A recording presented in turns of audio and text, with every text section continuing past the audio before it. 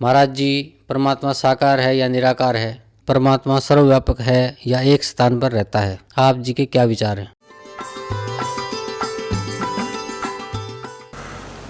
सतगुरुदेव की जय। बंदी छोड़ कबीर साहिब की जय। बंदी छोड़ गरीबदास जी महाराज जी की जय हो।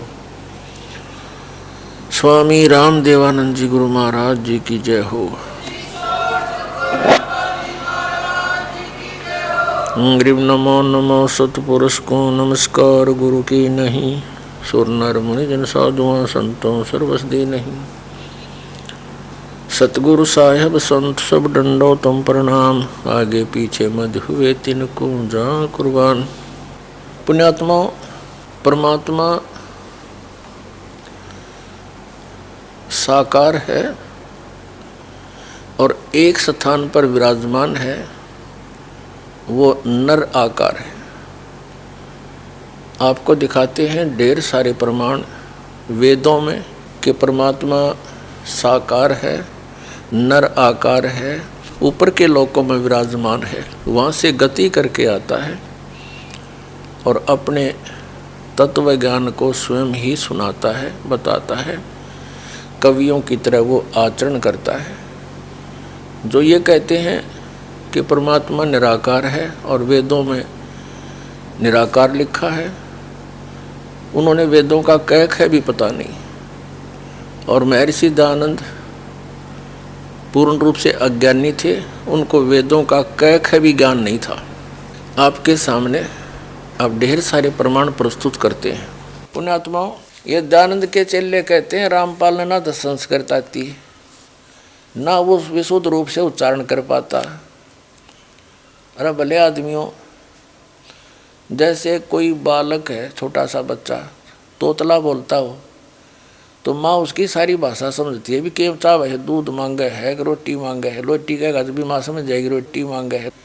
हाँ, दूध दूध करेगा तो भी समझ जाएगी दूध मांगे है। तो नो समझ लो, दास उस परमात्मा का बालक है और मेरा परमात्मा मेरी सारी भाषा समझता है।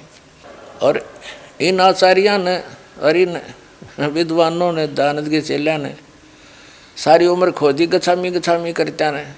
और ये दयानंद के चेले नो कहे रामपाल ने वैदिक रीति से वेद नहीं पढ़े। ये दयानंद ने तुमने पढ़ रखे वेद काट दी टाट, ज्ञान भर दिया, कख भी नहीं पता इन लोगों को। और सबसे बड़ी खुशी तो ये मनानी चाहिए, इनको कुछ अकल आनी चाहिए जो विरोध कर रहे हैं दास का, कि ये कहते हैं रामपाल ने संस्कृत नहीं आती और ये सारे ग्रंथ खोल के दर दिए। तो यही दिमाग से काम ले लो। Who is Rampal? ये दास उस परमात्मा का। ये रामपाल दास उस परम पिता का, उस परमेश्वर कबीर देव का दास है। उसकी दी हुई बुद्धि से सब सदग्रंथों को समझा है। कहते 9 मन सूत उड़जिया, ये ऋषि रहे झकमार। और सतगुरु यानी तत्वदर्शी संत ईसा सुलझा दे, उलझन दूजी बार। अब ईसा सुलझा दिया है, इस कलयुग में नहीं उलझ सकता भी। अब ये थोड़े से दिन में ये ट्या ट्या करने वाले हैं ना विरोधी, सिर पटक कर बैठ जाएंगे। जनता इन्हें बोलने नहीं देगा। बच्चा बच्चा भी बस चुप हो जाओ, तेरे दिन सुन ली तुम्हारी, ये बकवाद है। अरे सामने प्रमाण दिखा रहा है। दास ने गला पड़ा लिया और जेल तक जा लिया इस सच्चाई को ऊपर लाने के लिए, और ये फिर भी बकवाद कर रहे हैं। इस दास ने तो न्यौछावर कर रखा है जीवन परमात्मा के लिए। परमात्मा के बच्चों तक इस तत्व ज्ञान को पहुंचा कर छोड़ूंगा, चाहे कुछ भी बीतो मेरे साथ।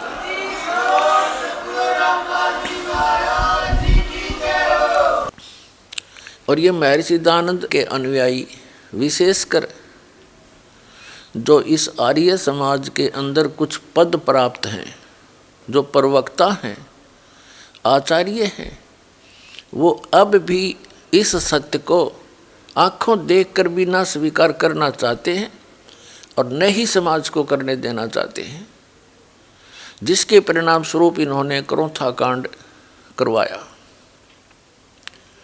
ऐसा जालिम कर्म ज्ञान का उत्तर ज्ञान से देना चाहिए, लठों से नहीं। वो तो दुष्ट लोग होते हैं जो हिंसा करते हैं। सतलोक आश्रम क्रोथा को चारों तरफ से गिरवा दिया इन अपने अनुयायियों से झूठ बोल कर। सच्चाई से परिचित ना करवा के और 3 दिन तक वहाँ सत्संग के लिए उपस्थित भक्तों को वो परेशानी दी, उसको याद करके कलेजा मुंह को आता है। यहाँ आश्रम के अंदर नवजात शिशु, रोगी व्यक्ति, बूढ़े बुजुर्ग आते हैं। पूर्णिमा का अवसर था, सत्संग सुनने के लिए भक्तजन आ रहे थे। कुछ आ चुके थे क्योंकि 9, 10, 11 का सत्संग था जुलाई 2006 में। तो उन दुष्ट लोगों ने आने वाले भक्तों को पीटा, बहन बेटियों के साथ बदतमीजियां की और पुलिस वहाँ साथ खड़ी थी, क्योंकि हरियाणा का जो मुख्यमंत्री है श्री भूपेंद्र सिंह, ये भी आर्य समाजी है। इन सब को इन्होंने भ्रमित किया, आचार्यों ने, जनता को भी मुख्यमंत्री को भी, कि आश्रम के अंदर बहुत बुरा कर्म होता है। सच्चाई नहीं बताई कि दानंद के अज्ञान की खाल तार दी, उनको भ्रमित किया। और जिस कारण से पुलिस के समक्ष मुख्यमंत्री की सलाह से 3 दिन तक वो परेशानी पैदा की, हाहाकार आश्रम में मची रही। रोगियों को दवाई नहीं, बच्चों को दूध नहीं, क्योंकि बाहर से कोई भी सामग्री अंदर नहीं आने दी। और 3 दिन भूखे प्यासे भय के वातावरण में जीवन व्यतीत किया। और 12 जुलाई 2006 को, सन 2006 को आक्रमण करवा दिया, चारों तरफ से घेर लिया आश्रम को। आश्रम में उपस्थित भक्तों ने उन बूढ़े बुजुर्ग, रोगी और नवजात शिशुओं की और लेडीज़ की, बहनों की रक्षा के लिए हवाई फायर किए। और तीसरे दिन हमारे ऊपर एक झूठा केस बनाकर 302 का हमें जेल में डाल दिया, आश्रम छीन लिया, लुटवा दिया। पुलिस की प्रेजेंस में चोरियां करवा दी, एसी तक उठवा दिए। तो पुण्यात्माओं, इस सब जुल्म का कारण वो आचार्य हैं, वो प्रवक्ता हैं, जिनको स्वयं ज्ञान नहीं था कि मैं सिद्धांत सचमुच इतना बुद्धिहीन था। न उसको वेद ज्ञान था, न उसको खगोल भगोल का ज्ञान था, और न ही वो समाज सुधारक था। ये उनकी पुस्तकों में लिखा था, दास ने पढ़ा और आपके रूबरू कर दिया। तो इन आचार्यों को, इन प्रवक्ताओं को समस्या पैदा होगी कि तुम्हारे ही अनुयायी तुम्हें धिक्कारेंगे कि अब तक तुम के पढ़ा करते, इसमें क्या बताया तुमने, हमारे को लोक वेद सुनाते रहे। इस डर से इन्होंने जनता का ध्यान बांटने के लिए क्रोथा कांड करवा दिया। इन्होंने जब देखा कि रामपाल फंसा नहीं, आदमी कोई मरा नहीं, और ये तो बात बिगड़ गई। आश्रम का नाश करने के लिए, प्रचार बंद करवाने के लिए इन्होंने स्वयं ही एक व्यक्ति को मार डाला, क्योंकि शराब प्या के बदमाश ला रखे थे, स्वयं भी इनके अनुयायी आए हुए थे। तो इन्होंने सुनियोजित तरीके से वो जुल्म कर दिया। उस मृतक के सब लक्षण प्रत्यक्ष करते हैं कि आश्रम से चली गोलियों से उसकी मृत्यु नहीं हुई। ये लैब, जो लेबोरेटरी होती है, जहाँ से सरकार ने खुद जांच कराई है, उस लेबोरेटरी की रिपोर्ट में, FSL रिपोर्ट वो बताते हैं, उसको बोलते हैं, उसमें स्पष्ट किया गया है। हम आश्रम के अंदर बैठे थे, आश्रम से बाहर नहीं गए, हमारे ऊपर आक्रमण किया गया। SDM रोहतक अपने आदेश में लिखता है कि मैं भी वहाँ उपस्थित था और उपस्थित पुलिस ने वहाँ पर जो प्रोटेक्शन में थी बहुत बचाव करने की चेष्टा की, लेकिन भीड़ उग्र थी, वो काबू नहीं आई। तब पुलिस ने मुझे राय दी कि इसको कब्जे में ले लिया जाए, आश्रम को खतरा है। और मैं भी सहमत था इस बात से, क्योंकि मैं वहीं पर था, एसपी डीसी भी वहीं पर थे। आश्रम कब्जे में ले लिया गया। फिर झूठा केस बनाया गया कि पंचायत आई थी रास्ता खुलवाने के लिए, रास्ता जाम वो खुद कर रहे थे। तो ऐसा जुल्म इन लोगों ने किया हमारे साथ, वो तो परमात्मा ही इनको सजा दे या इनाम दे, भगवान पर छोड़ते हैं। लेकिन हम अपने परमात्मा पर गर्व करते हैं कि उन्होंने ऐसे जुल्म किए, फिर भी हम सुरक्षित, और आज ये ज्ञान शिखर में पहुंच गया। इन सब फिटे मुँह हो जाएंगे।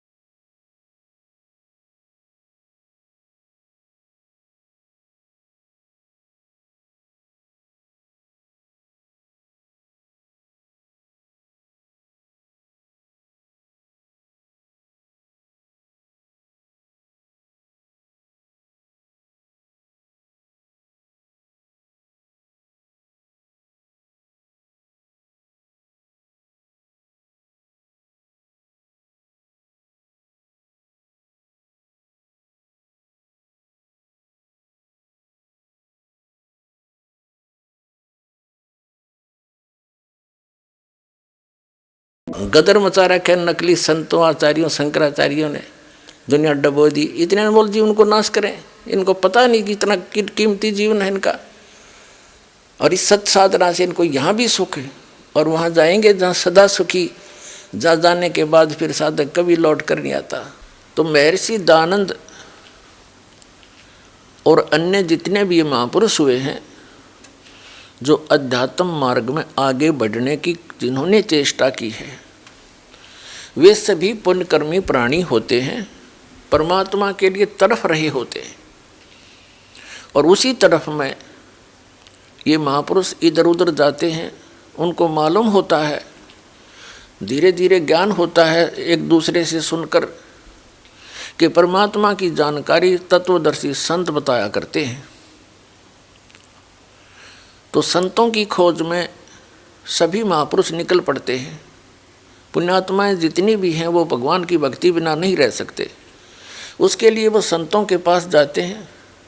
उनका सौभाग्य और दुर्भाग्य साथ होता है, उनको जैसे संत मिलते हैं वो उनको परम संत मानकर आश्रित हो जाते हैं, उनके द्वारा प्राप्त ज्ञान पर वो दृढ़ होकर लग जाते हैं। उन्हीं में से एक ये महर्षि दयानंद पुण्यकर्मी प्राणी थे। इनके घर में किसी चीज़ की कमी नहीं थी, ब्राह्मण वर्ण में जन्म था। इनके पूज्य पिताजी उदिच्य ब्राह्मण थे और यजुर्वेदी थे, यजुर्वेद का वो पाठ करते थे। और जमीन भी थी इनके कुछ, महर्षि दयानंद के पूज्य पिताजी सरकार से भी कुछ पद प्राप्त था उनको और कुछ सेना भी रखते थे। ऐसे संपन्न घर को त्याग जाना ये कोई छोटी बात नहीं। और किस लिए? परमात्मा के लिए। तो वो महापुरुष घर से निकल गया, भाग गया, घर छोड़ के भाग गया। उसने अपने जीवनी में लिखा है। तो निकला था भगवान पाने के लिए, आगे उनको वो तत्वहीन प्राणी संत मिल गए, ऋषि मिल गए, ब्राह्मण मिल गए, गुरु। महर्षि दयानंद जी ने 13 गुरु किए और अन्य से बहुतों से ज्ञान ग्रहण किया, लेकिन उनकी जीवनी में लिखा है वो 13 गुरु उन्होंने धारण किए और उनके चरणों में बैठकर उन्होंने वेद ज्ञान, वैदिक ज्ञान प्राप्त किया। और उन अज्ञानियों से ग्रहण ज्ञान के आधार से स्वयं वक्ता बन गए, ये जिज्ञासु बन के निकले थे। और उस तत्व ज्ञान के आधार से वो वक्ता बन गए, औरों को ज्ञान प्रचार करने लगे उस अड़ंगे का जो 13 ज्ञानियों से ग्रहण किया था। और उसका अपना अनुभव उन्होंने अपने जो जीवन काल में जो कुछ भी जाना समझा, वेदों को अपना अनुभव किया, वो सत्यार्थ प्रकाश नामक एक पुस्तक बना के समाज को प्रवेश कर दिया। महापुरुष चले जाते हैं, उनके बाद उनके ज्ञान का जो प्रतीक है, उन्हीं का जो साक्षी है, उनका अनुभव होता है। तो महर्षि दयानंद का जो अनुभव है वो उनके सत्यार्थ प्रकाश नामक पुस्तक में लिपिबद्ध है। और वो टोटली वेद विरुद्ध है। तो ये महर्षि कौन से साइड पे था? जब एक भी वेद से ज्ञान नहीं मिलता इसका, और वेदों को सत्य मानता है। और इनके चेले ने कहे रामपाल ने संस्कृत ना आती। और महर्षि दयानंद ने तो गुरुओं के चरणों में बैठ कर वैदिक ज्ञान प्राप्त किया था। अब जिन गुरुओं से उसने जैसा ज्ञान प्राप्त किया था वैदिक, अब इसके सत्यार्थ प्रकाश से और वेदों से तोल कर यह दास दिखाओगा। पुण्यात्माओं, जो व्यक्ति वेदों से परिचित नहीं और वेदों को आधार मान के श्रद्धालुओं को ज्ञान बांटते हैं, तो उन्होंने भगत समाज के सामने सत्य पेश नहीं किया, असत्य का डंडोरा पीट दिया, असत्य की बुनियादी कर डाली। आर्य समाज के व्यक्ति सभी ये मानते हैं कि महर्षि दयानंद जी वेदों के पूर्ण विद्वान थे, और वो ये भी मानते हैं कि महर्षि दयानंद जी ने वेदों के आधार से सत्यार्थ प्रकाश नामक पुस्तक की रचना की है। और ये भी कहते हैं आर्य समाज और महर्षि दयानंद तथा वेद परमात्मा को निराकार मानते हैं। आर्य समाज और महर्षि दयानंद तो कुछ भी मानते रहो, पर वेदों का नाम लेकर भी क्यों झूठ बोलते हो तुम? वेदों को क्यों बदनाम करते हो? देखिएगा, वेद परमात्मा को साकार बताते हैं, नर आकार बताते हैं, सशरीर बताते हैं। उसका नाम कबीर देव है। कबीर, हम उसको कबीर साहब कहते हैं। महर्षि दयानंद जी और उनके अनुयायी नहीं मानते कि परमात्मा कहीं ऊपर किसी एक स्थान पर विराजमान है, जबकि वेदों में ढेर सारे प्रमाण हैं कि परमात्मा एक स्थान पर ऊपर के लोक में रहता है और वहाँ से गति करके चल के यहाँ आता है, अच्छी आत्माओं को मिलता है। अब आपके समक्ष इन्हीं आर्य समाज के प्रवर्तक महर्षि दयानंद सरस्वती जी द्वारा अनुवादित तथा उनके ही अनुयायी आचार्यों द्वारा अनुवादित वो वेद रूबरू करते हैं, जिनमें परमात्मा सशरीर नर आकार मनुष्य सदृश है, राजा के समान देखने में ऊपर के लोक में विराजमान है, वहाँ से गति करके यहाँ आता है और अच्छी आत्माओं को मिलता है। देखिएगा, ऋग्वेद ये 9 और 10 मंडल इकट्ठे ही अनुवादित हैं। हिंदी भाषा ये कौन है इन प्रकाशक और अनुवादक? सार्वदेशिक आर्य प्रतिनिधि सभा, महर्षि दयानंद भवन, रामलीला मैदान, नई दिल्ली। ये इनके फ़ोन और फैक्स नंबर हैं। आर्य भाषा से यानी अनुवाद करता। मुद्रक हैं Prince offset printers, 1510 Pataudi house, Daryaganj, नई दिल्ली। फ़ोन नंबर इतने उनके। इन्हीं का अनुवाद है। एक विशेष आश्चर्य की बात है पुण्यात्माओं, जो वेदों के जानकार कहलाते हैं और परमात्मा को निराकार बताते हैं, उन्हीं के कर कमलों से अनुवादित हैं ये वेद।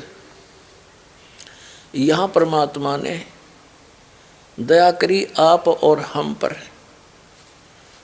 इनकी बुद्धि पर पत्थर डाल दिए, इन चंद श्लोकों के अनुवाद ठीक करवा दिए। अन्यथा यदि ये दास अनुवाद करता, ऐसा ही करना था। लेकिन ये कहते कि रामपाल को संस्कृत नहीं आती, उसने गुरुओं के पास बैठ कर जो है ना वैदिक रीति से ग्रंथों को पढ़ा नहीं, यह भी समस्या हल करवा दी परमपिता ने आपके लिए। इन्हीं इंजीनियरों के द्वारा अनुवाद करवा दिया। अब कहीं चुल्लू भर पानी में डूब कर मर जाएंगे। जो न्यों क्या करते वेदों में निराकार परमात्मा बताया है। देखिएगा, हम पहले इसको लेते हैं ऋग्वेद मंडल नंबर 9, सूक्त 82 और मंत्र नंबर 1। इसमें क्या कहा है कि सर्व उत्पादक प्रभु यानी सब की उत्पत्ति करने वाला परमात्मा, प्रकाश रूप सद्गुणों की वृष्टि करने वाला और पापों का हरण करने वाला, नाश करने वाला, वह परमात्मा, वह राजेव राजा के समान। राजेव राजा के ये 69 पर 269 पर है और आगे इसका शेष अनुवाद यहाँ पर है 270 पे। ऋग्वेद मंडल नंबर 9 सूक्त 82 का मंत्र 1 पढ़ रहे हैं। राजा के समान दर्शन यह है, नर आकार है, राजा के समान देखने योग्य है। वह पृथ्वी आदि लोक लोकांतरों के चारों ओर शब्दमान हो रहा है। वह वर्णीय पुरुष को यानी अच्छी आत्मा को, जो दृढ़ भक्त है, उसको पवित्र करता हुआ प्राप्त होता है। जिस प्रकार विद्युत आकाशीय बिजली स्नेह वाले स्थानों को आधार बनाकर प्राप्त होता है, उसी प्रकार उक्त गुणों वाले परमात्मा ने इन ब्रह्मांडों को उत्पन्न किया। अब इसमें क्या स्पष्ट हो गया कि परमात्मा सशरीर है और पापों का नाश करने वाला है, और वो दृढ़ भक्त को, अच्छी आत्मा को आकर मिलता है, वहाँ से चल कर आता है, राजा के समान देखने योग्य है। वो उद्देश्य क्या लेकर आते हैं देखिएगा। ऋग्वेद मंडल नंबर 9 सूक्त 82 का अब मंत्र 1 पढ़ लिया, अब 2 पढ़ देंगे। हे परमात्मन, उपदेश करने की इच्छा से आप, यानी तत्व ज्ञान बताने के लिए आप महापुरुषों को प्राप्त होते हो, उनको मिलते हो। आप अत्यंत गतिशील पदार्थ के समान हमारे आध्यात्मिक यज्ञ को प्राप्त होते हैं। आप इन्होंने कबीर का अर्थ सर्वज्ञ कर दिया। ये है कबीर वेदस्य, ये ऊपर रह लगा है, संधि छेद करके इन्होंने इसका अर्थ सर्वज्ञ कर दिया। यहाँ लिखना था आप कबीर देव हैं, शुद्ध स्वरूप हैं, हमारे पापों को दूर करके हे सोम, हे अमर परमात्मा, आप हमको सुख दें। अब ये समस्या हल करते हैं, ये समाधान करते हैं कि कबीर की जगह कबीर देव लिखना था, कबीर देव। हम जैसे वेदों को वेद बोलते हैं, जैसे किसी का नाम वेद प्रकाश है, वो लिखता है वेद प्रकाश, हम बोलते हैं वेद प्रकाश। तो ऐसे ही हम वेदों को वेद बोलते हैं और कबीर को कबीर बोलते हैं, कबीर को कबीर। तो ये सिद्ध करते हैं कि जहाँ कवि लिखा है ना अपसर्ग लगा के, तो बुद्धिमान व्यक्ति जो परमात्मा से परिचित है, अध्यात्म ज्ञान से परिचित है, वो यदि अनुवाद करेगा तो यहाँ लिखेगा कबीर देव। यहाँ सर्वज्ञ ने लिखना, क्योंकि यहाँ परमात्मा की महिमा चल रही है, और जहाँ परमात्मा का वर्णन हो वेद में, तो वहाँ कबीर का अर्थ कबीर देव लिखना पड़ेगा। हम कबीर साहब कहें, देव माने भगवान। जिस प्रकार इन्होंने यजुर्वेद के अनुवाद में किया वो दिखाते हैं। देखिएगा, ये यजुर्वेद है, हमने ऋग्वेद रख दिया, अब यजुर्वेद में दिखाते हैं। प्रकाशक हैं सर्वदेशी कार्य प्रतिनिधि सभा 2/5 महर्षि दान भवन, रामलीला मैदान, नई दिल्ली से छपे। ये इसका अनुवाद करता है। मुद्रक हैं Prince offset printers 1510 Pataudi house, Daryaganj, नई दिल्ली से। इसके हम आपको 36 में अध्याय में ले चलते हैं। 36 में अध्याय, ये अध्याय 36वां 60 अध्याय। इसके प्रथम मंत्र में लिखा है कि ऋचम वाचम परपदे मनो यजु परपदे। ये यजु शब्द है, इसका 2 अपसर्ग लगे हैं। तो इसका अनुवाद महर्षि दानव जी ने बिल्कुल ठीक किया है। देखिएगा यहाँ पर किया है, यजु का अर्थ कर दिया यजुर्वेद, बिल्कुल सही लिखा। यदि इस शब्द का अर्थ कर देते तो कैसे जानते कि यजुर्वेद के बारे में कहा ये। ठीक इसी प्रकार जहाँ पर वेदों में परमात्मा की महिमा हो, तो वहाँ लिखना पड़ेगा कि आप कबीर देव हैं। सर्वज्ञ कोई कवि सर्वज्ञ हुआ आज तक? यदि कोई काव्यकार के बारे में कोई प्रकरण हो, प्रसंग हो, तो वहाँ कवि शब्द अंडरस्टूड है, काव्यकार है। लेकिन परमात्मा की महिमा है वेद में जहाँ पर, तो वहाँ कबीर देव लिखना पड़ेगा उस कबीर का अर्थ। ठीक इसी प्रकार जहाँ पर कबीर शब्द है ऐसे लिखा हुआ, उसको कबीर देव लिखना चाहिए इन्होंने। हम वह को बै बोलते हैं, हम कवि को कवि बोलते हैं, कबीर। देव माने परमात्मा दिखाते हैं आपको इन्हीं के अनुवादों में। देखिएगा ये अथर्ववेद है, ये कहाँ से छपा है ये देखिएगा। प्रकाशक है पंडिता राकेशा रानी, प्रधान कार्यालय वेद मंदिर महात्मा वेद भिक्षु सेवाश्रम लेखराम नगर इब्राहिमपुर मुकमेलपुर दिल्ली। ठीक है, इसका चतुर्थ कांड देखेंगे। ये चतुर्थ कांड अनुवाक नंबर 1 और मंत्र नंबर 7 में इन्होंने सभी फैसला कर रखा है। इसमें क्या लिखा है कि संस्कृत में ये अथर्वणम पित्रम देवबंधुम बृहस्पतिम नमसा अवगच्छात त्वम विश्वेशाम जनिता यथा स कबीर देव न दबायत सवधावान। इसमें इन्होंने देखो, इन्होंने कबीर का अर्थ कर दिया मेधावी, और सवधावान माने कर दिया अनुवाद स्वयं धारण सामर्थ्य वाला। देव माने परमेश्वर, न माने कभी नहीं, दबायत माने ठगता। इसका देव माने परमेश्वर, ये कबीर देव, कबीर परमेश्वर लिख देते, कबीर देव लिख दे। ये देखो हम इनकी व्याकरण को भी डिस्टर्ब करना नहीं चाहते, ये व्याकरण के ठेकेदार बन रहे हैं। इसको लिख दें कबीर देव सीधा, बस। देव माने परमेश्वर ये खुद अनुवादित कर रहे हैं, और कबीर माने कबीर। हम कबीर देव कहने लगे, कबीर परमेश्वर।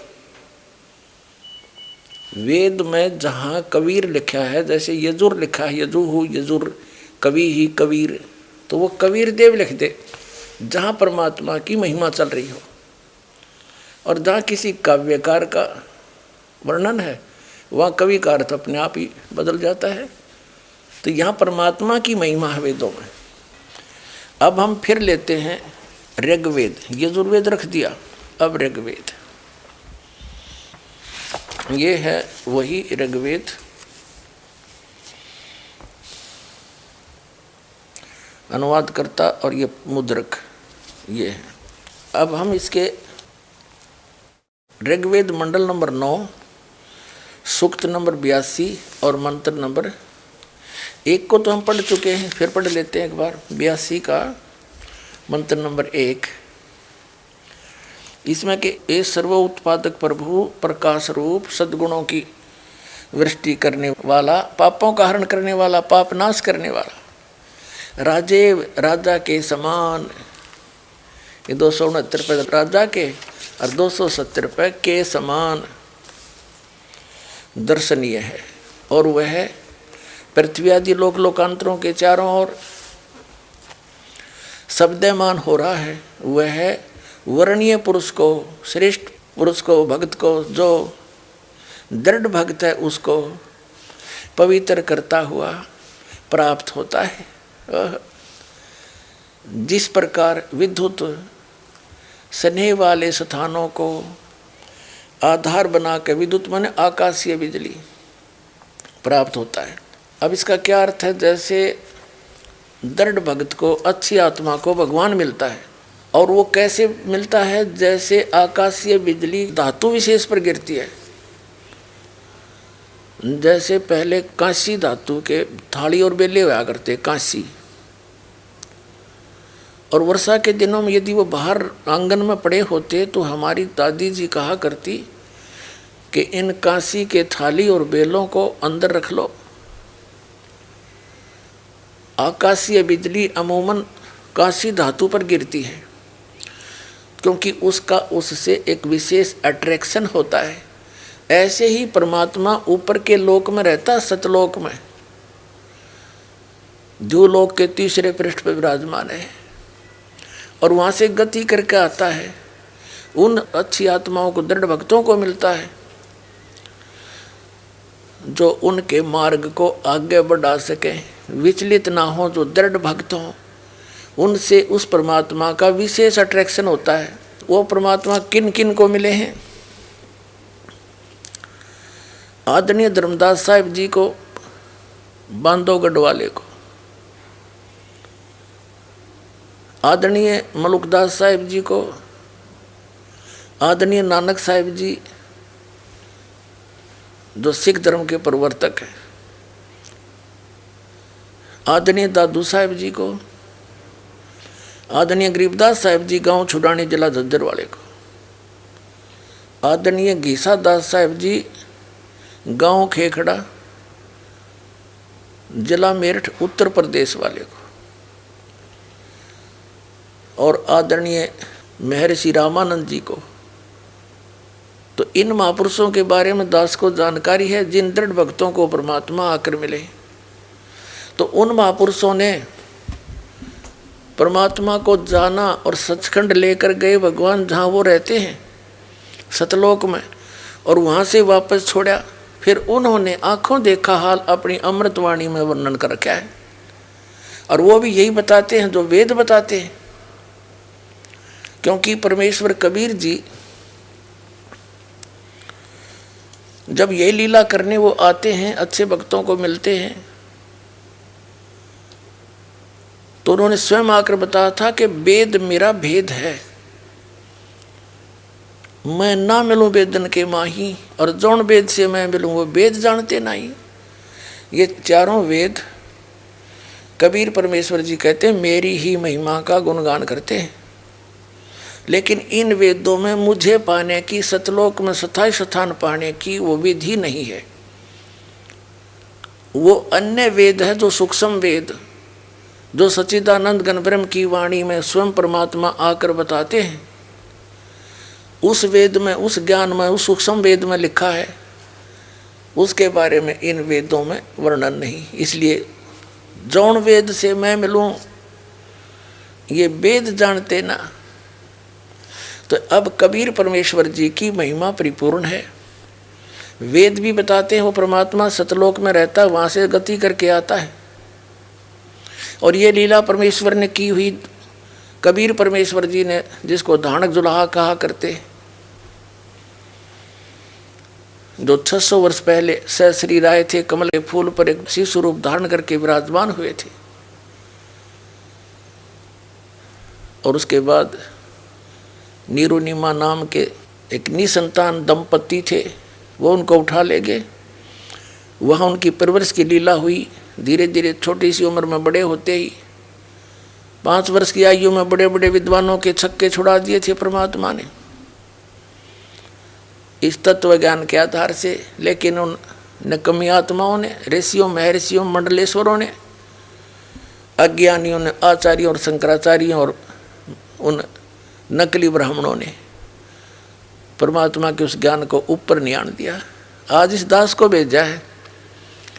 ऐसे समय में परमात्मा ने सबसे पहले आपको शिक्षित किया, सदग्रंथों से दास को परिचित किया, और ये ऐसे इंस्ट्रूमेंट बनवा दिए, आप घर बैठे देख सकते हो सच्चाई को, या रजा करी भगवान आपके ऊपर। तो प्रसंग चल रहा है, परमात्मा वेदों में सह शरीर है, मनुष्य दृश्य है, और वो राजा के समान देखने योग्य है। एक स्थान पर रहता है, वो भी प्रमाण करते हैं। वो किस उद्देश्य से आता, वहाँ से गति करके देखिए। ऋग्वेद मंडल नंबर 9 सूक्त 82 मंत्र 1 पढ़ लिया आपने, अब दूसरा पढ़ देंगे। हे परमात्मन, उपदेश करने की इच्छा से, यानी ज्ञान देने की इच्छा से आप महापुरुषों को प्राप्त होते हो। आप अत्यंत गतिशील पदार्थ के समान हमारे अध्यात्म यज्ञ को प्राप्त होते हैं। आप इन्होंने जो सर्वज्ञ कर दिया, यहाँ लिखना आप कबीर देव हैं, हम उसको कबीर साहब कहते हैं, कबीर भगवान अल्लाहू अकबर शुद्ध स्वरूप हैं। हमारे पापों को दूर करके ही सोम आप हमको सुख दें। प्रेम भाव को उत्पन्न करते हुए पवित्रता को उत्पन्न करें। ठीक है, अब हम आपको दिखाते हैं ऋग्वेद मंडल नंबर 9 सूक्त 86 का मंत्र नंबर 26। इसमें क्या है, ये कबीरत्व है, कबीरत्व। यहाँ देखा, यज्ञ करने वाले यजमानों के लिए, यानी यज्ञ माने धार्मिक अनुष्ठान, भक्ति करने वाले यजमान माने भक्तों के लिए परमात्मा सब रास्तों को सुगम करता हुआ उनके विघ्नों को, संकटों को नाश करता है, मर्दन करता है, उनको पवित्र करता हुआ और अपने रूप को सरल करता हुआ वह कांति में परमात्मा वो कबीर देव है। यहाँ सर्वजनी यहाँ लिखना था कबीर देव, कबीर साहब विद्युत के समान क्रीड़ा करता हुआ वर्णीय पुरुष को यानी अच्छी आत्मा को, श्रेष्ठ भक्त को प्राप्त होता है। आप देखो ऋग्वेद मंडल नंबर 9 सूक्त 86 का मंत्र 26 पढ़ लिया, अब 27 पढ़ेंगे। इतना सा पढ़ेंगे, जो परमात्मा ध्रुवलोक के तीसरे पृष्ठ पर विराजमान है, ओए होए, एक स्थान पर रहता है, जो परमात्मा ध्रुवलोक के तीसरे पृष्ठ पर विराजमान है, वहाँ बैठा है।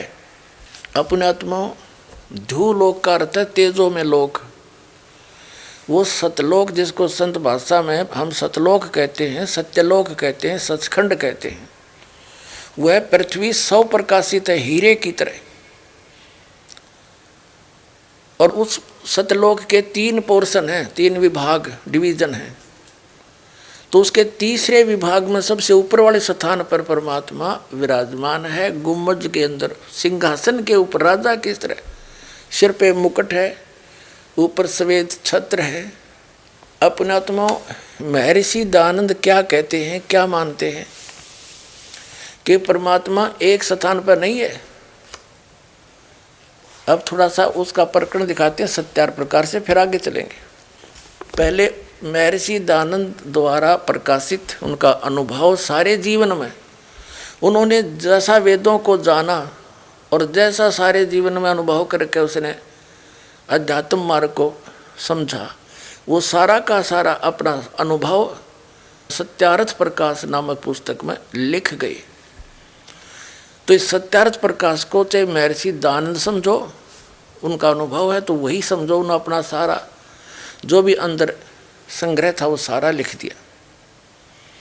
अब देखो महर्षि दयानंद जी क्या बताते हैं परमात्मा के विषय में। ये है सत्यार्थ प्रकाश। अब देखो महर्षि दयानंद के इस पोज ने देख के ओहो आदमी कट के मर जा, अगले वे महात्मा के इसने तो कमाल कर रखा होगा, भगवान से सीधा कनेक्शन कर रखा होगा। अब देखना फिर इसके अनुभव से पता चलेगा। ये है अथ सत्यार्थ प्रकाश है। अब देखो इसमें क्या लिखा है कि वेद आदि विविध, यानी वेद आदि भिन्न भिन्न सदशास्त्र प्रमाणई, सद ग्रंथों से प्रमाण लेकर इसकी रचना की है। किसने? श्रीमत परमहंस परिव्राजकाचार्य महर्षि दयानंद सरस्वती स्वामी भी रचित है। इसके आगे और पाछे कितनी उपमा ला रखी है। ये प्रकाशक हैं वैदिक यति मंडल, दयानंद मठ, दीनानगर, पंजाब से। और ये वही प्रकाशक हैं, वही। और ये है मुद्रक हैं आर्य प्रिंटिंग प्रेस, दयानंद मठ गोहाना मार्ग, रोहतक। ठीक है, अब इसके 153 पृष्ठ पर दिखाते हैं आपको। सप्तम समोल्लास सत्यार्थ प्रकाश 153 पृष्ठ इस प्रकाशन के। यहाँ देखते हैं, किसी ने प्रश्न किया ईश्वर व्यापक है, वह किसी देश विशेष में रहता है। उत्तर महर्षि दयानंद का व्यापक है, क्योंकि जो एक देश में रहता तो सर्व अंतर्यामी, सर्वज, सर्वनियंता, सबका सृष्टा, सबका धर्ता और प्रलय करता नहीं हो सकता। आपत देश में कर्ता की क्रिया का अभाव है। अब ये स्पष्ट कर दिया महर्षि दयानंद ने कि परमात्मा एक देश में नहीं रहता, एक देश में रहकर वो सारी सृष्टि न रचा क्यों करे। ये तो एक जड़मती व्यक्ति के विचार होते हैं। परमात्मा के वचन में इतनी शक्ति, एक शब्द में सब कुछ रच दे वो। फिर भगवान मारे जैसा हो गया तो फिर परमात्मा क्या है का। और दिखाते हैं कि महर्षि दयानंद ने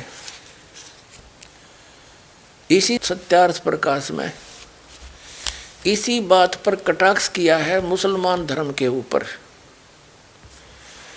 कि तुम्हारा खुदा क्या मनुष्य की तरह है जो एक स्थान पर रहता है, तो एक स्थान पर रहने वाला भगवान नहीं हो सकता। देखिए ये है सत्यार्थ प्रकाश चतुर्दश समोल्लास 14वें समोल्लास में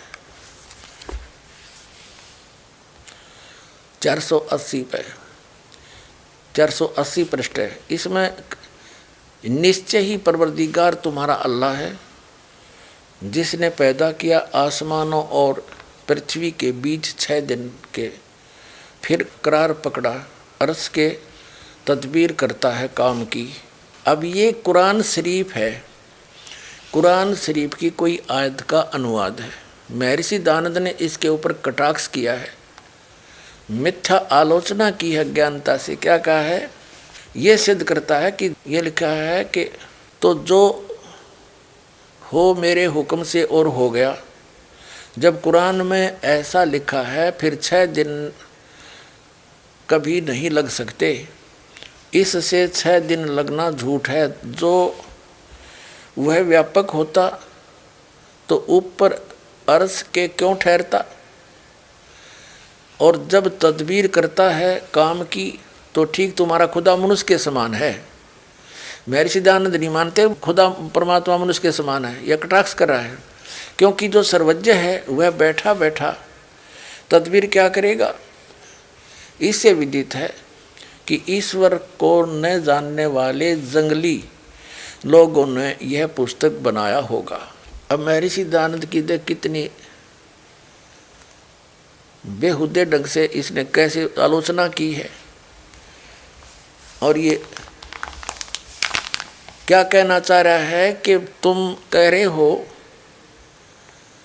कि खुदा ने 6 दिन में सृष्टि रची, 7वें दिन तख्त पर जा बैठा, तो तख्त पर बैठ गया और तो उसका मतलब वो मनुष्य जैसा हुआ।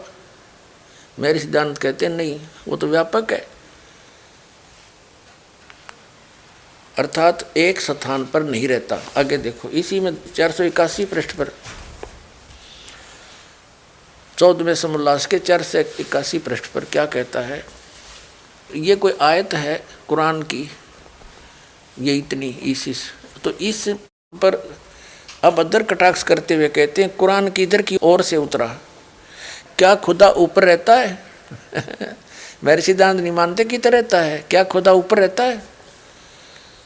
जो ये बात सच है तो एक देशी होने से ईश्वर नहीं हो सकता। एक देशी माने एक स्थान पर बैठने वाला भगवान नहीं हो सकता, क्योंकि ईश्वर सब ठिकाने एक रस व्यापक है। पैगाम पहुंचाना हलकारे का काम है। हलकारा की आवश्यकता उसी को होती है जो मनुष्यवत एक देशी हो, और हिसाब लेना देना भी मनुष्य का काम, ईश्वर का नहीं, क्योंकि वह सर्वज्ञ है। यह निश्चय होता है कि किसी अल्पज्ञ मनुष्य का बनाया हुआ कुरान है। अल्पज्ञ माने मंदबुद्धि के व्यक्ति का बनाया हुआ कुरान है, महर्षि दयानंद कह रहे हैं। अब इसमें क्या स्पष्ट कर दिया स्वामी जी ने, महर्षि दयानंद जी ने, कि ये नहीं मानते परमात्मा मनुष्य जैसा है, ये नहीं मानते कहीं एक ठिकाने रहता है,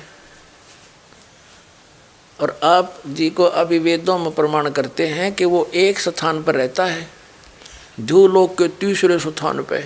वहाँ से गति करके आता है, अच्छी आत्माओं को मिलता है। और परमात्मा मनुष्य दृश्य है, मनुष्यवत